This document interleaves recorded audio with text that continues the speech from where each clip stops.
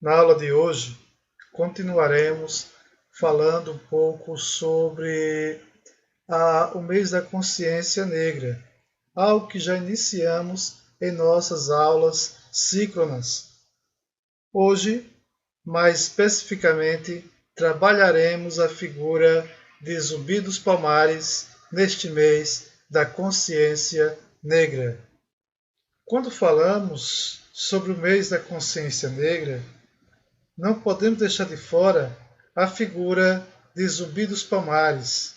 Logo, ele representa esse ideal de liberdade a qual União dos Palmares, Serra da Barriga está envolvida.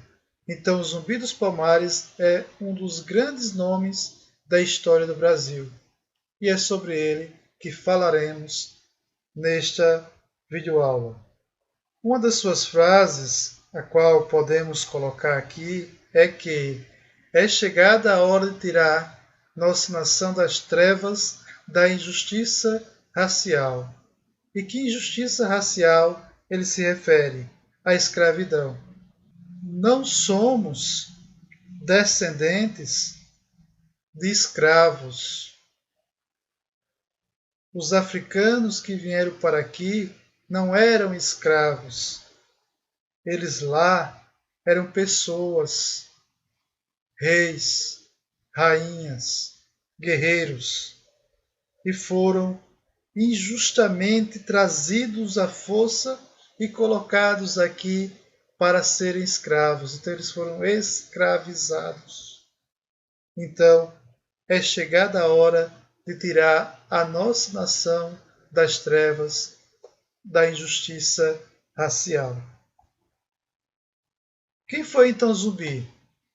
Ele foi um dos líderes do Quilombo, ou seja, não existia apenas um líder, mas ele se destacava.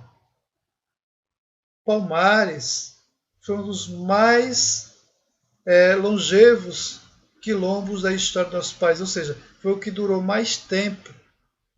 Zumbi assumiu essa liderança lá no século XVII e passou nessa liderança quase 20 anos, lutando contra as investidas dos lusos brasileiros. Ele foi morto após ter seu esconderijo denunciado em 20 de novembro de 1695. Ele passa a ser um dos símbolos da luta dos negros e dos africanos contra a escravidão no Brasil. Sua memória passa a ser, então, utilizada também em nossos dias como símbolo de luta contra o racismo, que infelizmente ainda é presente em nossa sociedade. Então, esse 20 de novembro não é um dia de comemoração, mas um dia de conscientizar da importância e que o negro tem em nossa sociedade. Além do mais, é um dia de luta contra os mais diversos tipos de preconceitos sofridos por eles em nossa sociedade.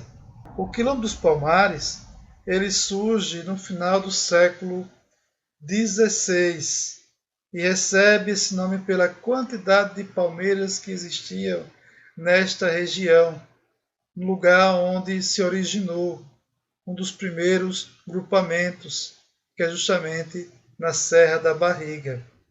Na imagem que vocês veem aí, é uma reconstrução, uma reconstituição de como seriam as moradas usadas por eles naquela época.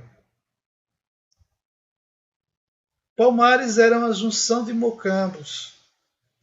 O que era isso? Eram pequenas aldeias em que os escravos que vinham fugindo formavam esses povoados e ali desenvolviam a sociedade. Eram cerca de 18 mocambos que se espalhou ao longo do território que hoje é Alagoas e que no passado era Pernambuco. O principal mocambo chamava-se Cerca Real do Macaco, ou apenas Mocambo do Macaco. Neste mocambo, chegou a ter 6.000 pessoas. Já o conjunto de mocambos, ele era chamado de palmares. Esse conjunto de mocambos, que ia desde lá, de União dos Palmares, até aqui, próximo à Palmeira dos Índios, chegou a reunir cerca de 20.000 habitantes. Acredita-se que lá em Palmares tenha formado, a princípio, por algumas dezenas de escravos que fugiam dos engenhos instalados em Pernambuco. Com o tempo, quando se fala Pernambuco aí, é bom salientar que Alagoas também pertencia a Pernambuco. Com o tempo foram desenvolvendo-se e convencendo outros escravos a fugirem e a se instalarem junto a eles. É claro que muitos nasceram neste quilombo, muitos já nasceram livres lá.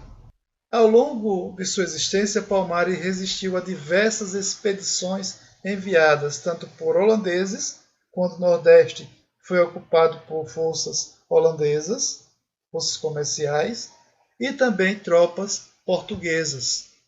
Os historiadores sabem muito pouco. Por que o conhecimento é tão pouco sobre Palmares? Porque a grande parte dessas informações vem de relatos de europeus, de portugueses. Pouco se tem informação da própria história contada pelos africanos que lá estiveram. Então, muitas informações acabam sendo deturpadas para que os quilombolas fossem acusados de diversas práticas que eles não faziam. Para todo crescimento, há uma decadência. Isso também não foi diferente para os palmarinos. No início do século XVII, o quilombo dos Palmares alcançou um grande crescimento, principalmente porque os holandeses e portugueses entraram em conflito, a qual facilitou aos escravizados fugirem e contribuíssem com o aumento populacional do quilombo dos Palmares. Mas, após o conflito ser sanado entre holandeses e portugueses, há uma decadência, porque começa a haver novas expedições que passaram a lutar para destruir o quilombo dos Palmares. A decadência do quilombo deu-se a partir principalmente do final do século XVII, mais precisamente em 1680. A expedição que pôs fim ao quilombo foi comandada pelo bandeirante Domingos Jorge Velho.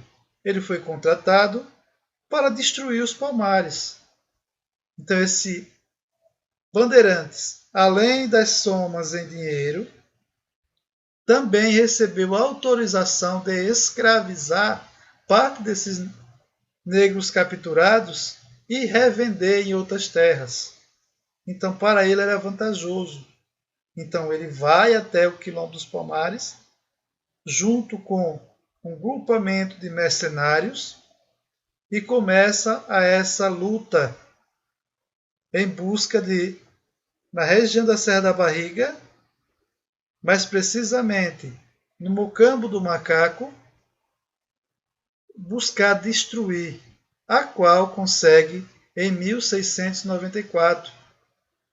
Alguns sobreviveram e fugiram. Um dos grandes personagens do Quilombo dos Palmares foi Zumbi.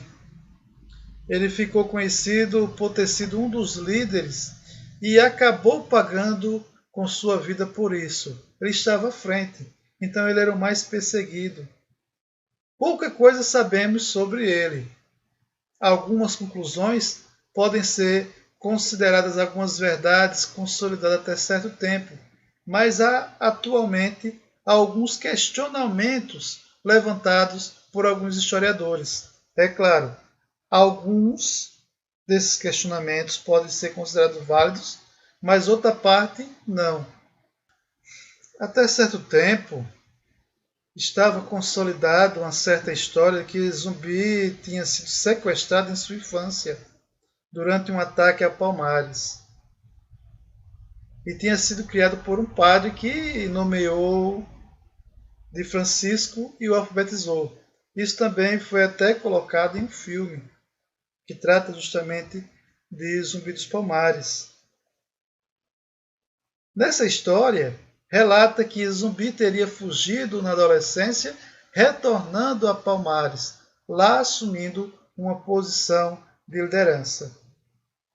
É claro que, por ser histórias criadas por europeus, muitas vezes essa versão acaba sendo questionada por falta de evidências, ou seja, por falta de provas ou até de relatos mais confiáveis.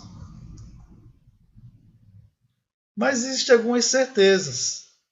Em 1678, ele se desentendeu com o então líder do Quilombo, que era Gangazumba.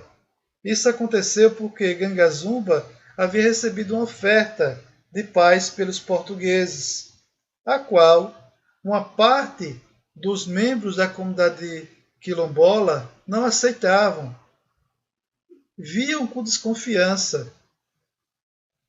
Nessa oferta, Gangazumba aceitava mudar para uma aldeia escolhida pelos portugueses e os negros nascidos em Palmares continuariam livres, mas aqueles que estavam lá e fossem fugidos deveriam ser levados para a escravidão.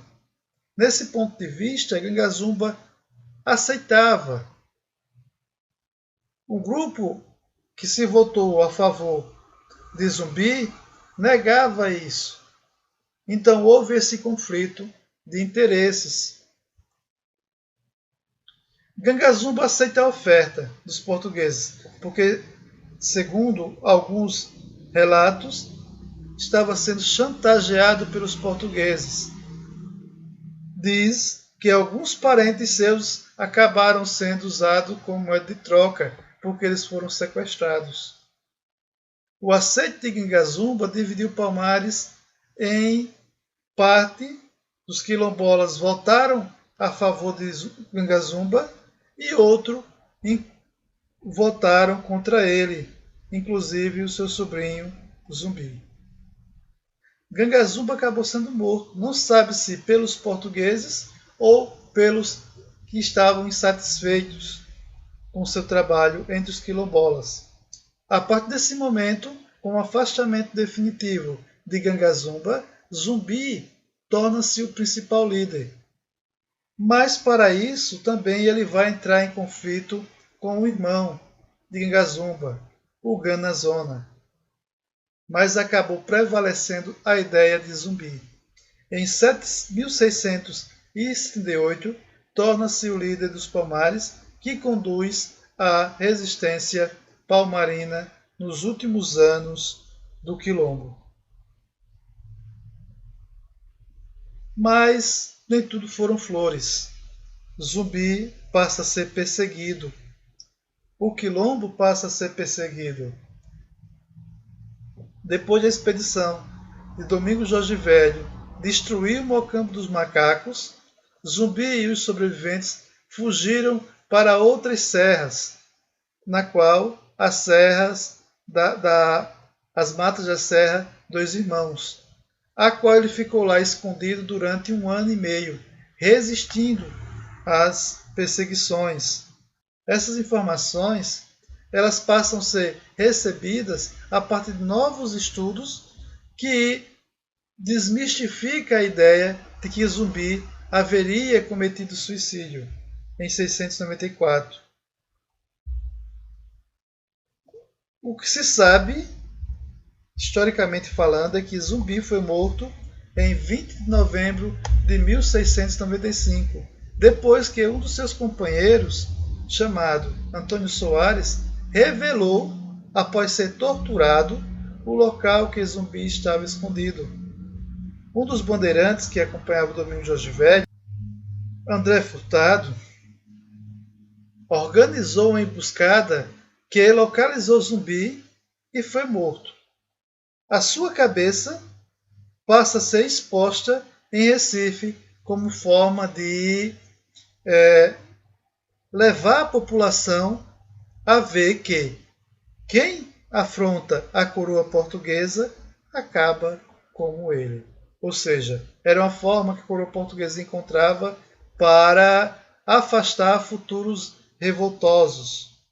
Então, Zumbi dos Palmares, em sua luta, ele passa a ser considerado como um exemplo de busca pela liberdade, em um mundo em que o preconceito ainda prevalece. E temos que lutar contra esse preconceito, temos que ver com mais alteridade, temos que ter esse olhar de compreensão para com o outro. Então, mês da consciência negra, próxima aula teremos mais informações. Até mais!